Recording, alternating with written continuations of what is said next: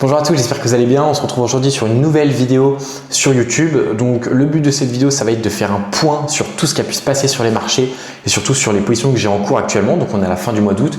Actuellement on est le 20 août. Donc on arrive sur la fin du mois d'août et on va finir le Q3 aussi qui se clôture fin du mois de septembre. Donc on a déjà passé la moitié de ce Q3. Et la seconde partie, ça va être de vous présenter donc le FX Data. Donc le FX Data, c'est ma structure où j'accompagne différents traders jusqu'à la rentabilité. Donc voilà, c'est de faire un petit point là-dessus.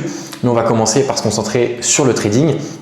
Donc pour le trading, on va passer par les rapports macro parce que il s'est passé des choses très récemment qui m'ont permis de prendre des positions et d'exécuter des bonnes positions. Donc récemment, on a eu, donc ce qui va nous intéresser le plus, ça va être le rapport sur l'emploi en Grande-Bretagne. Ok, en Grande-Bretagne, on avait un pricing qui était extrêmement fort au niveau des taux d'intérêt. On priçait quasiment une hausse sur la fin de l'année 2026, alors qu'il n'y en avait pas nécessairement besoin. Donc, moi, j'étais positionné à l'achat sur le pound. Je me suis fait stopper, mais ça, c'est tout récent. Ensuite, on a eu les datas un petit peu plus loin dans le temps sur l'emploi aux États-Unis et l'inflation aux États-Unis, donc l'inflation des produits de gros et les CPI qui se sont avérés assez neutres, mais qui confirment une désinflation au sein de l'économie américaine, comme on peut le dire ici. La publication des CPI et PPI, sortie respectivement le 12 et 13 août, converge vers un message de désinflation progressive. Allié donc avec les chiffres sur le marché de l'emploi qui ont été vraiment décevants, on a vraiment un momentum baissier sur le dollar sur lequel j'ai pu réellement en profiter. Donc c'est à peu près les seules choses intéressantes que j'ai pu trouver sur le mois d'août. La décision de taux de la RBA, elle n'a pas fait bouger grand chose sur les marchés, et toujours ce conflit Iran-États-Unis qui continue, qui persiste, mais qui n'impacte plus du tout, voire plus du tout les marchés financiers. Honnêtement, léger impact au niveau du pétrole, ça va impacter, mais les marchés en eux-mêmes au jour le jour ne sont pas impactés. Les économies, par contre, elles risquent d'en payer les frais encore longtemps. Donc j'ai laissé mes positions sur les graphiques, donc on va regarder ça tout de suite. Donc premièrement, on avait Euro-Pound, donc je me suis fait stopper très récemment. Donc j'avais exécuté ma position le 3 août avec un split de risque. Donc une première fois sur les 50, une seconde fois sur les 61. Ça s'est très bien commencé, on va dire. Le début du film était excellent. Malheureusement, la suite un peu moins. Je n'ai pas sorti de risque, je n'ai pas bougé mes ordres, etc. J'ai juste trail littéralement mon stop, légèrement on va dire, mon stop juste ici, au-dessus de cet ancien plus haut, parce qu'on est en août, et en août les marchés sont peu volatiles, peu de momentum, donc le but c'est pas d'être agressif, ok. On peut voir apparaître parfois des fausses cassures, etc. Mais ce qui m'a poussé à prendre EuroGBP en tant que trade de continuation, c'est qu'ici on avait un très très gros niveau, donc hop, je l'avais enlevé parce que ça faisait pas spécialement propre. Mais on peut voir ici qu'on avait un très très gros niveau de support qui avait été cassé fin du mois de juin, début juillet. De mémoire, 1er juillet, qui avait été cassé avec du momentum. Donc le but de cette position, c'était juste une continuation de tendance. Ok, pas une cassure, pas quelque chose de complètement con à prendre en août.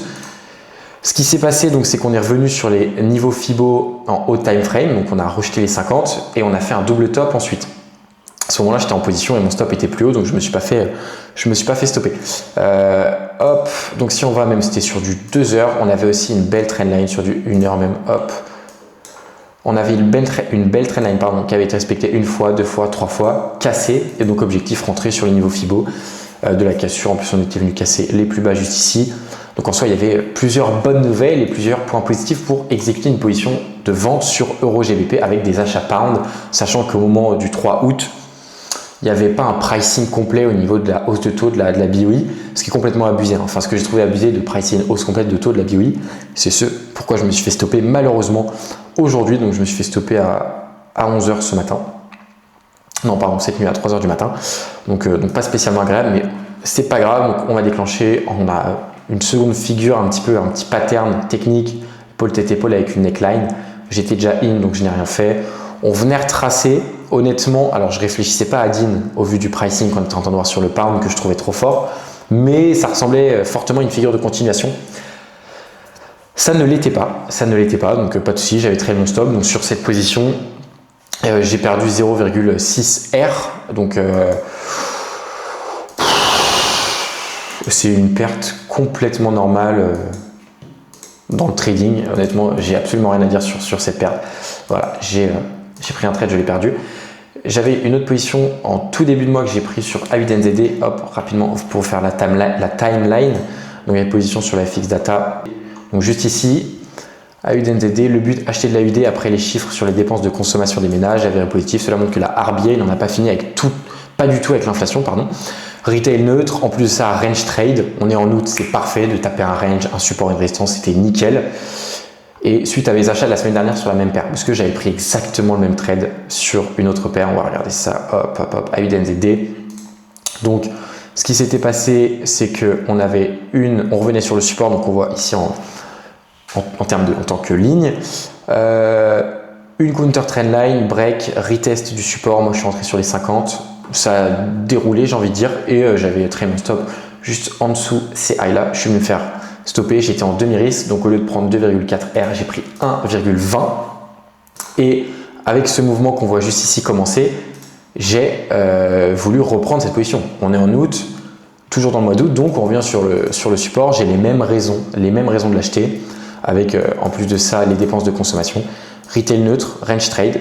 Suite à mes achats la semaine dernière, je pense qu'il y a plus de probabilité que l'on voit un rebond sur le support plutôt qu'une cassure. Ok, donc là vous voyez on était le 4 août.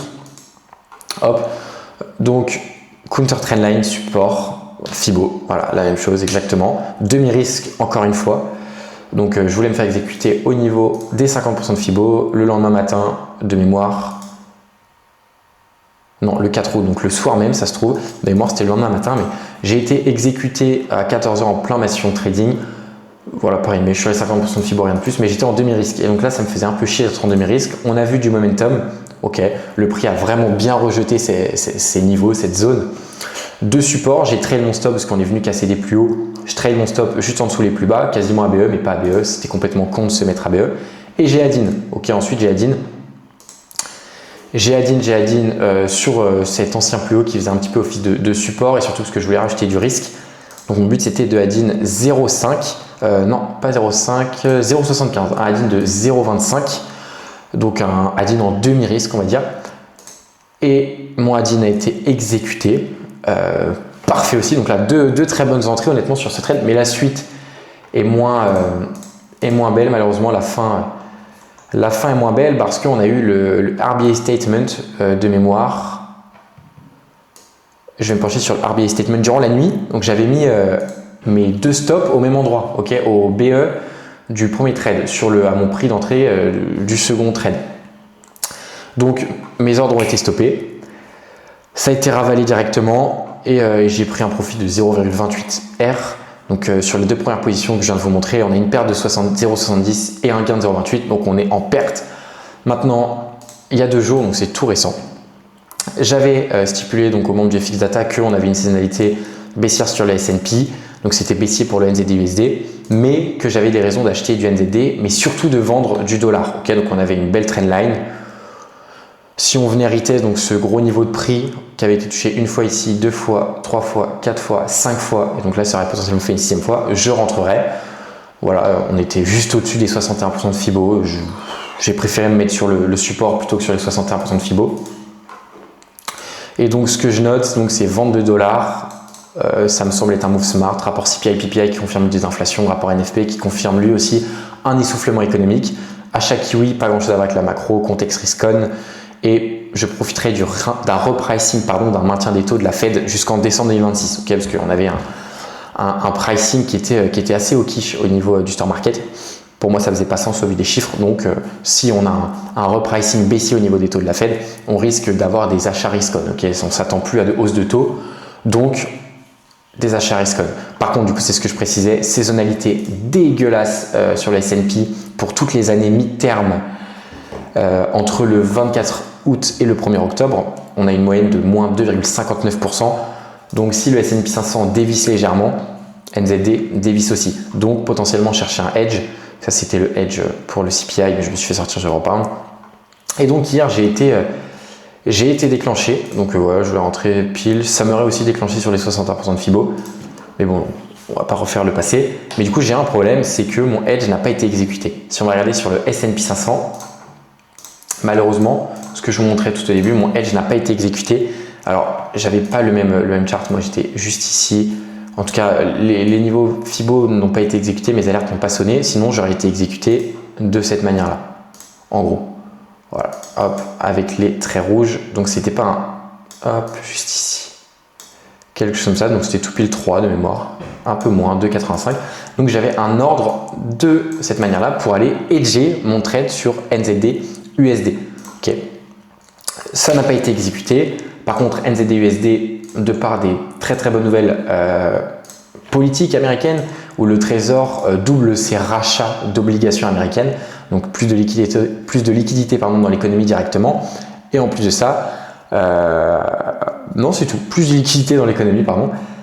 Et donc, c'est extrêmement positif pour les indices. Et donc, le NZD en a profité lui aussi énormément. Et c'est surtout le dollar qui n'en a pas du tout profité. Ok, le dollar a vraiment dévissé. Donc, c'est un genre de quantitative easing camouflé pour ceux qui ont vu la news. Donc, c'est littéralement le Trésor américain qui injecte de l'économie, de l'argent dans l'économie. Et donc, ce trade à 3R tout pile qui tourne. J'ai retiré 50% de profit. Alors, au moment du retest, je n'étais pas devant mes écrans, j'ai vu après mon alerte. Donc, ça a tapé à 11h, moi j'ai retiré à 13h. Parce qu'on a aussi un genre de falling wedge, petit falling wedge où le prix se resserre de plus en plus. Et c'est pas spécialement intéressant pour mon trade. Donc, j'ai retiré 50% de profit ici, donc à 2R tout pile aussi. Donc, ce qui me fait 1R de profit déjà sécurisé. Donc, on passe en mois positif à 0,5. Donc, c'est un mois ABE. Et il reste toujours 0,5 qui est en train de tourner et que je vais sûrement laisser tourner parce que c'est très compliqué d'ajuster son stop. Je vais sûrement bouger mes stops juste en dessous de mon prix d'entrée, en dessous les plus bas ici. Mais pour l'instant, honnêtement, ça ne m'inquiète pas plus que ça. Je ferai ça tranquillement ce soir. Donc ça, c'est la dernière position que j'ai actuellement en cours. Okay. Donc mon mois d'août est plutôt calme. J'ai toujours préféré trader le mois d'août, moi honnêtement. Le mois de juillet, je ne l'ai pas tradé. Donc depuis 2022, je ne trade pas le mois de juillet. C'est une habitude que j'ai pris. Il y en a, c'est le mois d'août. Moi, ça a été le mois de juillet. Peut-être parce que je partais en vacances avec mes parents quand j'étais plus jeune. Et donc, le mois de juillet, j'avais pas le temps, alors que le mois d'août, j'avais le temps de m'y pencher. Je sais pas la raison exacte de pourquoi je trade août et pas juillet. Mais en tout cas, du coup, ça a été une habitude de trader août. Et c'était une habitude rentable, honnêtement. J'ai jamais connu un mois désespérant en août. Et cette année, en plus, on a du volume, on a de la liquidité. Y a pas de... Alors, ça dépend les paires qu'on prend, pardon. Mais la plupart des paires ont du momentum, il y a des, voilà, il y a des belles bougies, on ne se fait pas spécialement chier sur certaines paires, donc ça va. Juillet, j'ai légèrement tradé cette année, j'ai fait tâche à ma série de 5 années sans trader en juillet, mais qui a été aussi légèrement positive, donc pas de souci. Mais ouais, donc août, moi que je trade depuis maintenant 5 ans, moi que je continue à trader, je pense, parce que j'aime bien en mode août, j'aime bien trader les ranges, j'adore ça, trader les ranges. Si on pourrait trader des ranges tout le temps, je le ferais, parce que j'adore. Mais donc ça, c'était tout pour toute la partie trading. Maintenant, côté invest, okay, au niveau des investissements, on a le Bitcoin qui retape les 72 000, okay, proche des 75 000. Est-ce que le bull run a recommencé? Pour moi, le bull run n'a pas recommencé. Et je patiente. Okay. J'ai des ordres à 55 000 $, juste ici. Donc des ordres d'achat Bitcoin à 55 000 $, pardon. Parce que pour moi, j'achète du Bitcoin pour la théorie des cycles qui me semble être la plus intéressante et la plus viable avec les calculs mathématiques faits par, je ne sais plus exactement c'est quelle université, mais c'est, on appelle la TS Bitcoin Power Law, la loi du pouvoir. Donc que j'avais beaucoup travaillé, j'avais dû rendre quand j'étais encore à l'école une thèse sur les cryptoactifs et j'avais du coup travaillé sur cette thèse et donc que j'ai bien travaillé, que pour moi est la plus viable, donc c'est pour ça que les cycles, etc. et certaines formules mathématiques qui peuvent rentrer en compte pour les prix d'achat. 55 000 me semble être un niveau intéressant pour un premier ordre. Je me penche absolument pas sur les autres crypto-monnaies de mon côté, donc là-dessus je vais rien pouvoir vous dire. Sinon au niveau des invests, donc en juillet, on a eu les résultats de Microsoft qui ont été absolument excellents, un gros repricing de Microsoft. Ensuite, on a eu aussi les résultats d'Amazon qui ont été excellents aussi, gros repricing d'Amazon.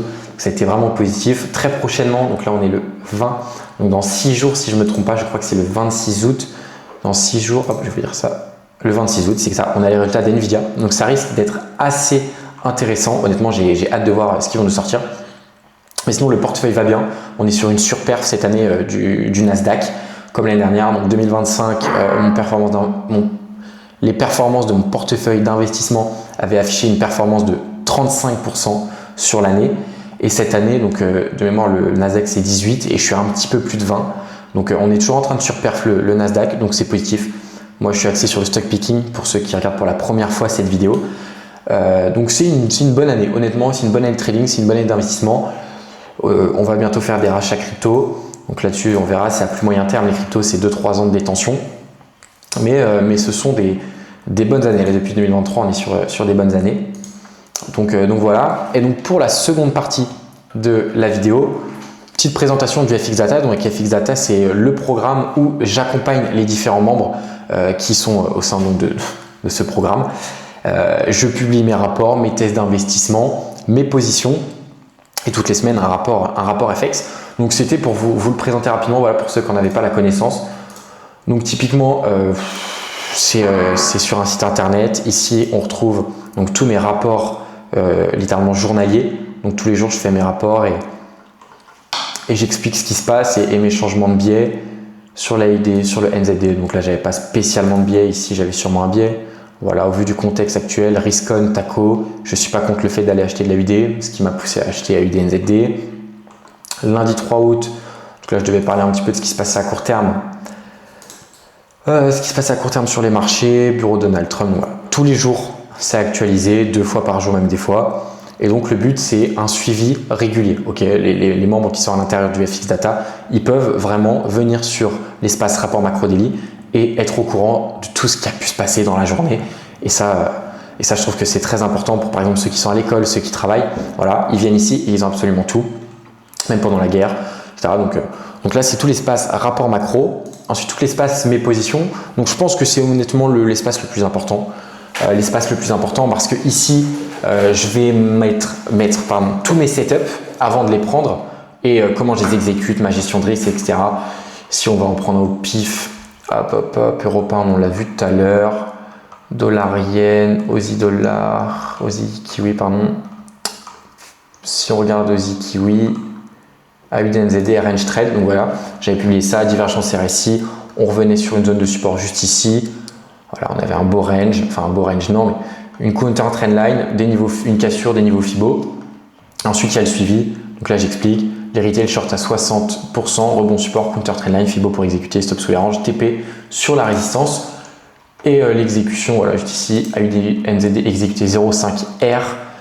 Le trade évolue avec un R de profit en début d'après-midi sans en être la raison principale. Ce trade me permet de m'exposer à mes idées kiwi. Je devais être vendeur kiwi le 21 juillet. Et donc, risk to reward de 7,76.